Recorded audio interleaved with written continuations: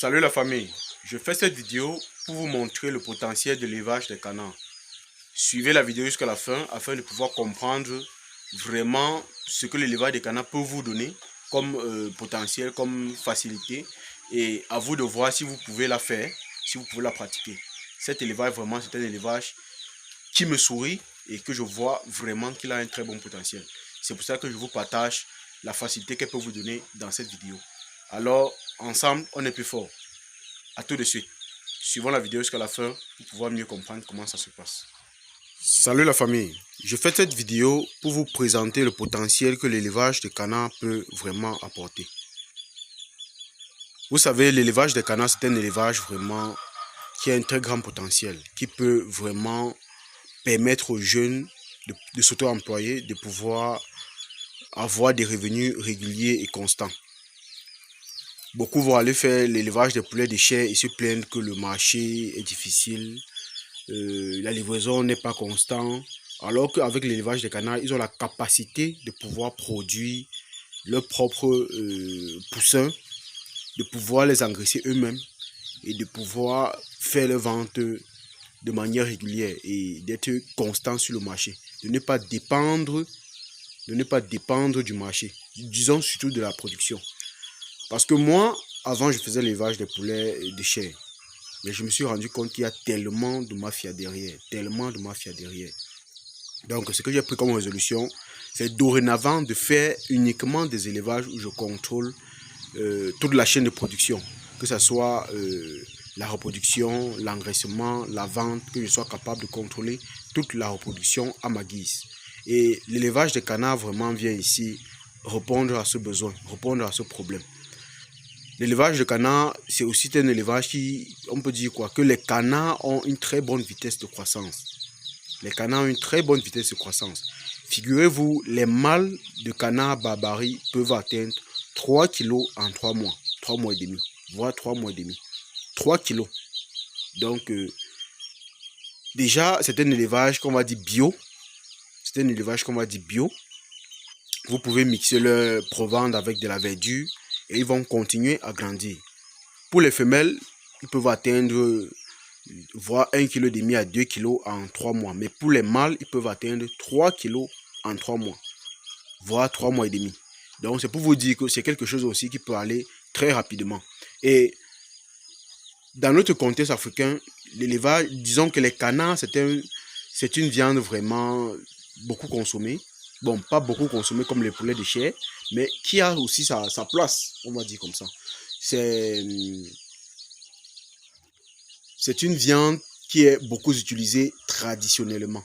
Donc, il y a déjà, vous savez que quand vous avez sur le marché et que vous avez quelque chose à faire du côté traditionnel, ou alors dans notre culture, si vous avez quelque chose à faire dans notre culture avec un produit et que vous ne trouvez pas ça sur le marché, même si on vous le vend à 15 000, vous allez seulement acheter. Donc, le canard a cette particularité-là, qu'elle est beaucoup utilisée dans notre culture. Elle est beaucoup utilisée dans notre culture. Donc, ce qui fait que ça donne déjà un plus encore à cette viande ou alors à ce produit. Les œufs de canard sur le territoire, disons dans la zone du Mongo où je me trouve, les œufs seulement de canard se vendent à 250 francs, voire 300 francs à 350 dans les périodes de rareté. 350 francs dans les périodes de rareté. Donc, ceux qui négligent encore le potentiel, je ne sais pas vraiment s'ils ont l'information ou alors s'ils ne sont pas encore au courant du potentiel de cet élevage. Vous voyez, pratiquement on va dire quoi, pratiquement en 9 mois que j'ai débuté cet élevage, je peux vous dire, en 6 mois, j'ai beaucoup perdu dedans parce que j'ai pris des formations, mais je n'ai pas pu bien les mettre en place. Donc, ce qui fait que au niveau de la ponte, j'ai pratiquement fait 6 mois sans avoir vraiment de véritables pontes. J'avais des suspensions de ponte à tout moment. Aujourd'hui, j'ai pu maîtriser mon alimentation personnelle qui me permet d'avoir des pontes régulières.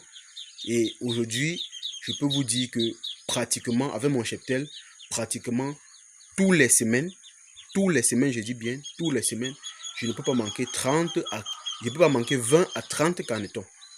Je ne peux pas manquer 20 à 30 canetons. Donc, comme pour vous dire que si ce n'est que pour les œufs, je peux commercialiser. Si c'est pour les canetons, je peux commercialiser. Si c'est pour on va dire quoi, les canards engraissés, je peux commercialiser. Donc, ce qui fait que j'ai le potentiel d'être régulier sur le marché, d'avoir des revenus constants et de ne pas patienter pour longtemps. Alors, qu'est-ce qui me fait entrer dans cet élevage? Qu'est-ce qui me fait entrer dans cet élevage? Ce qui me fait entrer dans cet élevage, c'est simplement le fait que avant, j'étais, on va dire quoi, centré dans l'élevage des porcs. Et quand je me suis déplacé de mon ancien espace, puisque c'était un espace familial, je me suis mis sur mon propre site. J'ai dû rencontrer une difficulté financière. La difficulté financière vient du fait que les fonds que j'avais amassés, ou alors les fonds que j'avais et que je manquais quoi faire avec à cette époque, j'ai dû le mettre dans l'activité des ports, dans la construction, dans la finalisation des travaux, et ça a dû un peu, on va dire quoi, freiner mon potentiel dans l'élevage des porcs. Alors j'ai compris que, puisque pour moi, l'élevage des porcs, c'est un élevage vraiment central. Pour moi, l'élevage des porcs, c'est un élevage central. Pour moi, c'est même le premier élevage que je fais. C'est mon élevage phare. Pour pouvoir alors continuer à nourrir mon cheptel que j'ai actuellement, j'ai été obligé de pouvoir virer dans un élevage qui sait que ça peut me donner des revenus réguliers et constants pour me permettre de pouvoir nourrir mes porcs le temps que le cheptel puisse être atteint. Donc, le temps que le cheptel des porcs qui peut s'auto-gérer puisse être atteint. Donc, pour le moment, je varie avec l'élevage des canards pour que ça me donne régulièrement des fonds pour pouvoir nourrir les porcs afin que les porcs puissent grandir rapidement et atteindre un cheptel qui peut s'auto-gérer. Donc, pour le moment, c'est l'élevage des canards qui me donne des revenus avec d'autres activités que je gère. Parce que vous savez que l'élevage des porcs demande vraiment, vraiment beaucoup de fonds. Ça, je peux vous le dire. L'élevage des porcs demande beaucoup de fonds. Ceux qui s'amusent, qui font l'élevage des porcs, qui s'amusent, ils ne pourront pas tenir jusqu'au bout. Ou alors, ils ne pourront pas faire du long parcours. L'élevage de porcs, c'est un élevage qui demande beaucoup de fonds. Alors, pour pouvoir bien le faire, il vous faut soit être salarié quelque part, soit avoir des activités génératrices de revenus qui vont vous permettre de pouvoir multiplier votre cheptel au point d'atteindre un cheptel qui peut s'auto-gérer et pouvoir vous donner la possibilité de pouvoir gérer votre cheptel sans toutefois être à court de finances. Donc ça, c'est ma stratégie que j'ai appliquée. L'élevage de volailles locales. Donc j'ai les poulets brahma, j'ai les dindons, j'ai les canards. Mais les canards sont, on va dire quoi, à plus grande quantité par rapport aux autres espèces. Par rapport aux autres espèces. Donc là, actuellement, j'ai pratiquement 100 canetons. Mais je peux vous dire qu'il y a de cela 2 semaines, on va dire, de cela un mois à un mois et demi, j'ai livré près de 200 canetons. J'ai livré près de 200 canetons. Donc c'est pour vous dire que cet élevage, vraiment, elle a du potentiel. Elle a du potentiel. Les canetons grandissent très rapidement. Et même si nous, dans nos mœurs particulières, nous ne consommons pas des canards, mais les Chinois en consomment en quantité. Les Chinois en consomment en quantité. Donc, et du côté culturel, vous pouvez toujours vendre vos canards. Disons déjà, en âge de consommation, vous pouvez vendre vos canards. Le canard, c'est une viande vraiment... Pour ceux qui ont déjà goûté du canard, ils vont vous dire que c'est une viande qui est très très bonne. Surtout les mâles. Surtout les mâles. Ils ont vraiment de la chair très délicieuse. Très délicieuse. Leur foie est excellent. Leur foie est excellente. Leur foie est véritablement excellent. Donc, je fais cette vidéo pour vous dire que vous qui êtes jeunes, qui n'avez pas la possibilité d'avoir des très gros financements pour pouvoir faire des projets, peut-être l'élevage de porc, qui est un projet central pour moi, vous pouvez faire d'abord l'élevage de volailles locales, que ce soit les canards, les poulets brahma, les dindons. Vous pouvez faire l'élevage de volailles locales. Parce que l'avantage avec l'élevage de volailles locales, c'est que ça ne demande pas un très grand fonds. Ça ne demande pas un très grand fonds. Donc, avec le petit fonds que vous avez, disons 200 000, 300 000 francs, vous pouvez commencer quelque chose qui peut vous rémunérer régulièrement. Que dire rémunérer régulièrement? Ça veut dire que ça peut vous donner la possibilité d'avoir 50, 100 à 150 000 francs tous les mois. Donc, tout va dépendre du cheptel que vous aurez. Tout va dépendre du cheptel que vous aurez. Si vous avez un petit cheptel, vous aurez des petits revenus. Si vous avez un très gros cheptel, vous aurez des revenus conséquents. Ou alors des revenus qui vont vous permettre aussi d'auto-gérer on va dire, auto-gérer votre ferme. Donc, la difficulté maintenant avec l'élevage des canards, c'est quoi? C'est que lorsque vous voulez lancer votre élevage de canards, vous devrez disposer des piscines pour qu'ils soient à l'aise à l'intérieur. Vous devrez avoir des piscines. L'avantage des canards de Barbarie, c'est qu'ils ne sont pas très exigeants en eau par rapport aux autres races de canards. Ils ne sont pas très exigeants en eau. Donc, avec des petites piscines, ils sont très à l'aise.